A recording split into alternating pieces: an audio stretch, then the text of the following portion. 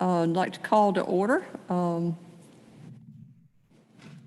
the January 5th, 2021. It was hard to say 2021. Meeting of the Rockdale County Board of Adjustment this evening. Welcome to everyone. And we'd like to start, I believe, tonight. We're going to start with a little bit of housekeeping.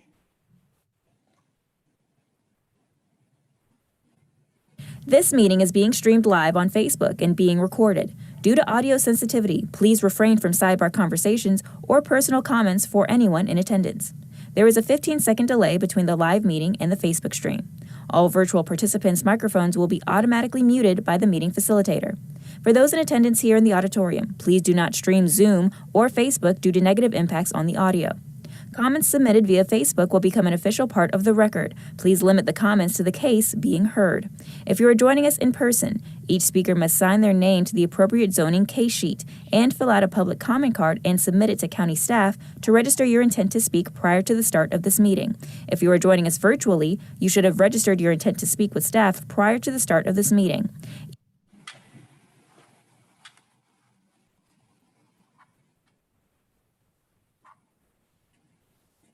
All right, is that all the housekeeping we're going to do at this time? Okay. All righty, if we could all stand for prayer, and then after that, the pledge of allegiance. Lord God, we thank you for bringing us safely into this new year. Pray that you, as always, continue to direct us in our decisions that we make for our great county here in Rockdale. Amen. And we can have the Pledge of Allegiance. I pledge allegiance to the flag of the United States of America, to the republic for which it stands, one nation, under God, indivisible, with liberty and justice for all.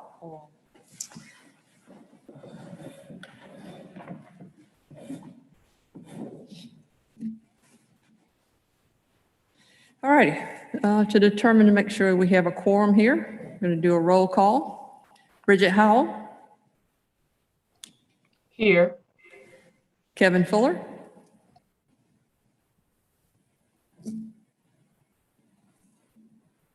Nichelle Ford. Present.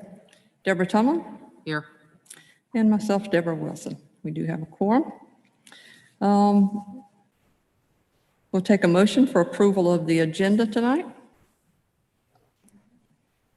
I move that we approve the agenda for this evening's meeting. A second. All right, we have a motion and a second to approve the agenda. All in favor, say aye. Aye. Aye. Aye. Opposed? All right, motion passes. We need to have a motion then for the approval of the minutes of the October 6, 2020 regular meeting. I make a motion to approve. I second. All right, we have a motion and a second. All those in favor say aye. Aye. Aye. Any opposed say no. All right, motion passes. Due to the lack of agenda items, there was not a meeting in November or December. We do not have any old or unfinished business, so we'll go right into our new business tonight. The new business consists of a variance case, variance 2021-01. It's for 1533 Bordeaux Lane Southwest, Conyers, Georgia, 30094. An impervious surface variance request from Table 1 of Section 214-1 to permit the construction of a pool and associated concrete decking, resulting in an impervious surface percentage of 36.76%, which is an increase of 16.76% over the maximum of 20% in the R1 zoning districts. Our applicant is Rock Custom Pools, and our property owner is Penelope Smith and Eric Hawkins. And I believe, Mr. Barr, you're going to do our presentation tonight? Sure. All right. All right. So let's make sure we are queued up here.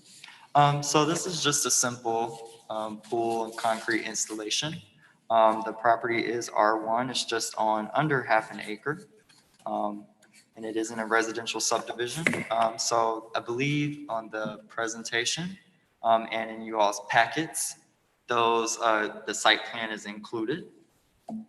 And it's all setback requirements have been met. So there's no concern with any additional runoff affecting neighbors. So that's not really a concern. And adjoining property owners also do not oppose the variance request.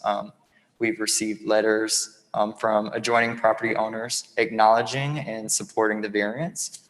And we've received additional information from the property owner concerning the grade of the lot, which is pretty level. Nothing super raising any red flags from our department. So therefore, we do recommend approval. Again, just because, as I mentioned earlier, all property setbacks have been met. The grading helps control additional runoff and pretty much eliminates the potential risk to adjoining property owners. Do you have any questions or concerns? I know I kind of went through that fast. What about the property owners behind the house? Sure. So those property owners were also made aware as well. And between the property, there is a dried creek bed, which to me coincidentally kind of serves as a safety measure, just in case something were to happen, which we don't expect anything to. There is a dried creek bed for any additional runoff to flow into. So we aren't even concerned about any flash flooding at all either. Okay. I have a question also. Sure.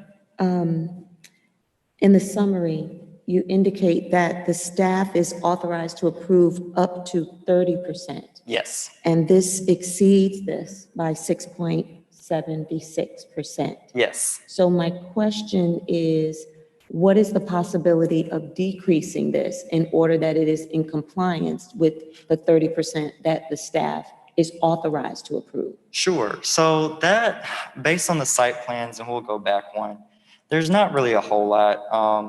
It really kind of boils down to the size of the lot. So if this lot was a little bit larger, because of everything's based off of percentages, he would be in compliance. It just so happens that this is a smaller lot, which is one of the reasons I highlighted that all setbacks were met, because in a situation like this where the lots are smaller, you want to make sure those setbacks are still being met. Because at this point, your concern is the neighbors and how close you are to neighboring properties. So again, it's not a whole lot. It just really boils down to the percentages and the size of the lot. Do you know how much square footage we're talking about that the excess equates to the 6.76? No, not off the top of my head, but if I can do some quick math, 15% of half an acre would probably be around 7 square feet? Yeah, I think if I'm carrying my decimals and all of that correctly. So we're really not talking about a huge amount either. Again, it just is because of the size of the lot and the fact that our code and ordinances follow impervious surface percentages. Thank you. Yeah.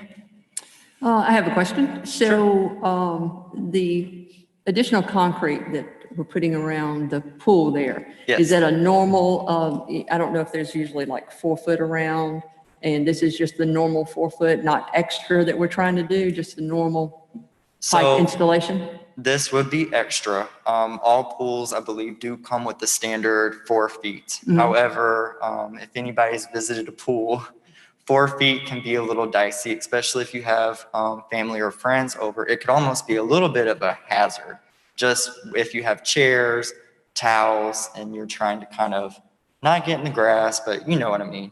And so it is past the 4 feet that typically comes with a pool installation. However, it's not anything extravagant either. There's still green space in the backyard, so we're not talking about a situation where the whole yard is going to be concreted either. It's really just a combination of an existing deck and kind of connecting the pool to some deck areas and making it livable and attractive and usable for the residents. So if the normal is 4 foot, and you say we're only increasing by about 7 square foot, it sounds like we're only going about 4.5 to 5 foot around? No, so I don't think the total is not 7. I think there might be some more zeros in there, but again, it's nothing extravagant. I looked at the site plans, and it's pretty standard for folks to add additional concrete outside of the 4 feet that comes with the pool. Essentially, anytime you get a pool installation, the builder will kind of give you the 4 feet minimum and will ask if you'd like to extend it, and they'll kind of give you some options based on how you want to use the pool, if you have children, if you'll have family and friends over. Okay. One additional question. Now, you Sure. had said to Ms. Tumlin that you did have letters from all the neighbors now? So we did not have letters from all the neighbors, but all the neighbors have been notified. Notified, okay. Yep. Would that also be the one that's across that dry creek bed that's up on the hill that looks down into that yard? Yes, so that list, I believe it was about 4 or 6 addresses on that list. I can't remember off the top of my head. But yes, those all adjoining neighbors have to be notified per code. Okay. May I make another comment? Sure. I think I have some concerns with regards to why they need that additional square footage. If there was a concern about, like you said, children or pets or something along those lines. I just don't understand the need to be able to increase that additional footage. I'm happy to know that the neighbors are not bothered by the pool being installed. I guess also my question is this subdivision an HOA subdivision, or there's no covenant that governs that subdivision? Do you know? So I'm unaware of any HOA or covenant that governs the subdivision. Typically, we do not enforce or kind of mitigate stuff that crosses those lines. However, I'm sure that would have come up when notifying the neighbors. And additionally, too, that again, typically when you get these pool installations, they come in packages per se. And so again, it's nothing extravagant, it's nothing out of the norm. It just happens that because of the shape of the lot and the size of the lot, the percentages just kind of hit certain benchmarks that trigger this public meeting, for instance. This is a common, because I approve pools, especially during the winter, almost every day. And this is a common design layout in Rockdale County that is sold and developed and built. And if you were on maybe 3/4 of an acre, it would be under that 30%. But again, this is under half an acre, so it does go over that percentage. Okay, thank you. So it's the size of the lot that's causing the need. It's not necessarily that the owner is trying to really increase the amount of concrete there, but Yes. it's a normal amount of concrete, but the size of the lot goes over the percentage. Exactly. It's the size of the lot that presents the constraint we're discussing tonight. Okay. All right. Any further questions from the board?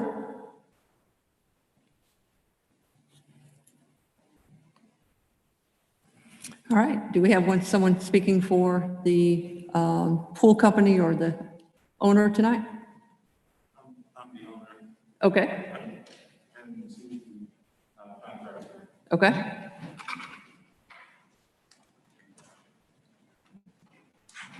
Welcome. Hi, thank you. I'm Ricky Rasmussen, and just to address your questions, it has been approved by the HOA.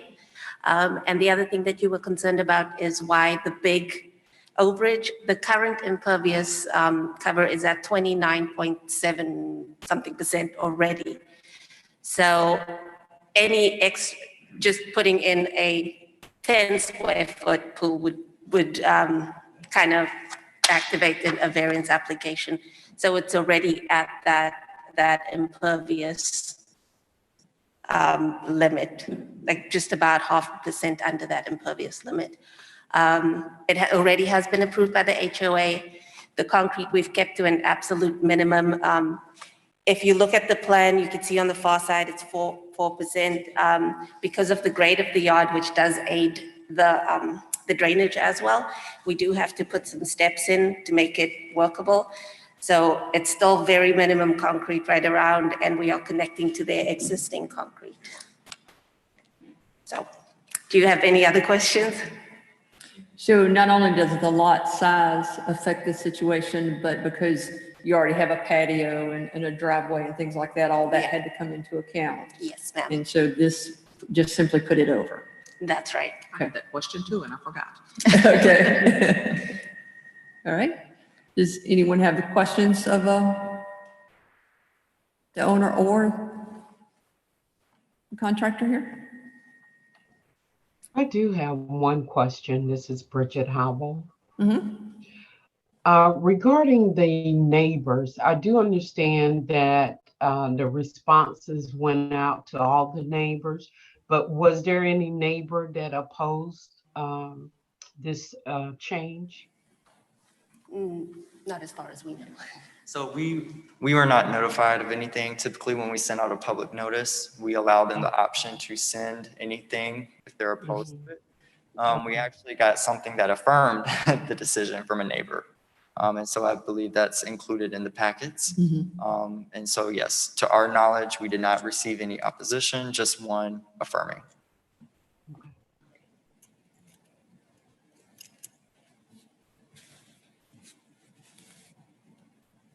All right. Ms. Howell, do you have any other questions?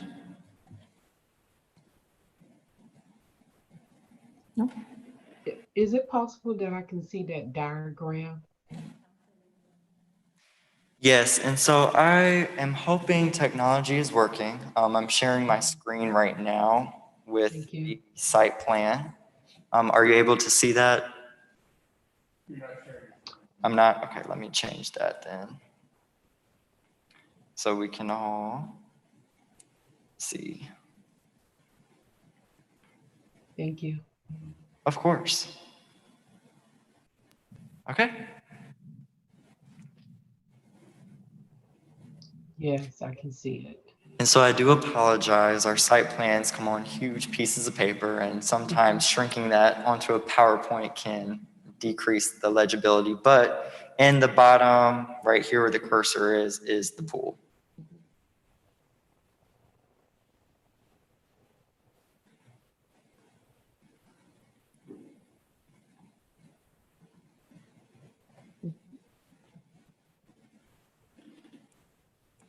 Oh, okay. And that says concrete patio in the other corner there, is that what that is? Yes. Okay. Yes, and that is an existing. Okay. All right. Do we have any other questions?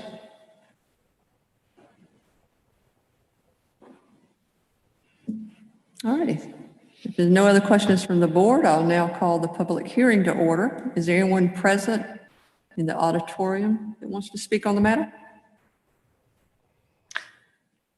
No. On Zoom No. or on Facebook? Oh, I'm sorry. Okay. I now call the public hearing on variance case 2021-01 regarding 1533 Bordeaux Lane to be closed. This variance case is now open for board discussion. So does anyone on the board have further questions among ourselves that we need to discuss? No. Ms. Howell, you have anything No, further? I don't have any questions. Okay. All right, then I will entertain a motion on this variance. Make a motion to approve. I second.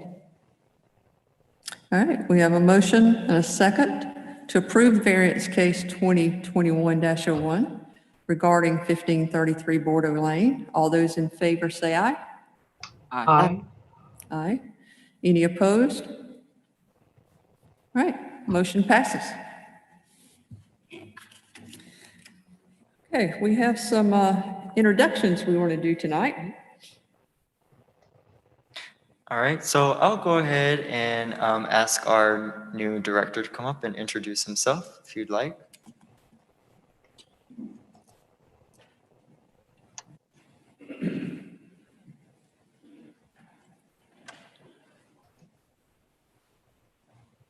Good evening. Good evening. pleasure to be here. My name is Kalanis Johnson. I'm your new Planning and Development Director. Second week, beginning of my second week, staff has been tremendous supporting me and getting broken in, with all the HR onboarding and first BOA meeting, first of many, hopefully. Bring 24, 25 years of experience, both public and private sector, economic development, planning, construction management, the whole nine. So pleasure to be here. I look forward to helping the county to be all it can be. Any questions? I don't think so. Welcome. Welcome. Thank you, appreciate it. All right. All right, and then I can introduce myself next. I'm Tanner Barr. I'm the new county planner here at Rockdale. I do not have as many years of experience as our director. I came from the city of Atlanta in AECom. So I have both a little bit of public and a little bit of private sector knowledge. And then, of course, I was born and raised in Rockdale County. So I'm very excited to kind of be back in my hometown and doing what I love where I was born and grew up. So I'm excited to kind of bring some creative ideas and make Rockdale as beautiful as it can be. That's awesome. Welcome. Welcome. Welcome back. Welcome. Welcome back. Yeah, exactly. Thank you, thank you. And then I'll let Claire Harris introduce herself next.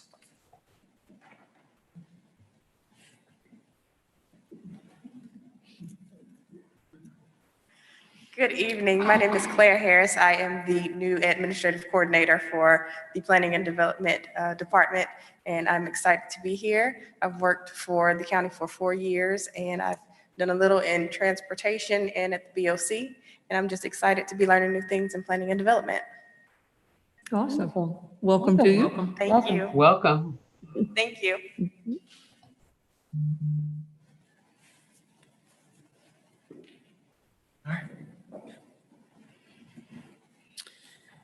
All right, Ms. Barr, I was a little unsure on the next comment there. The UDO is being amended so that a specific day is not provided. I was a little unclear on that. I should have asked earlier. Yes, so I spoke with our zoning administrator, and he just wanted to clarify that this is in regards to a specific day for the next scheduled meeting. Okay. Typically, they are on the first Tuesday of the month, and that's what we're holding to. But again, we have to wait on the official calendar to be published. Okay. Gotcha. All right.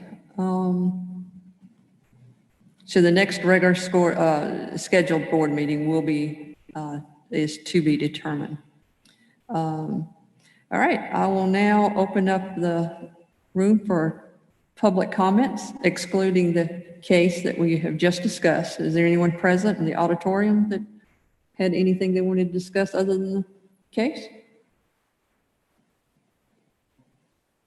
No. Okay.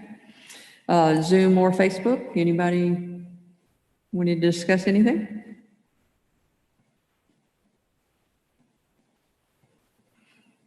All right. Well, short and sweet. I guess that ends our agenda for tonight. So the meeting is adjourned. Thank you. Thank you, everyone. Have a good evening.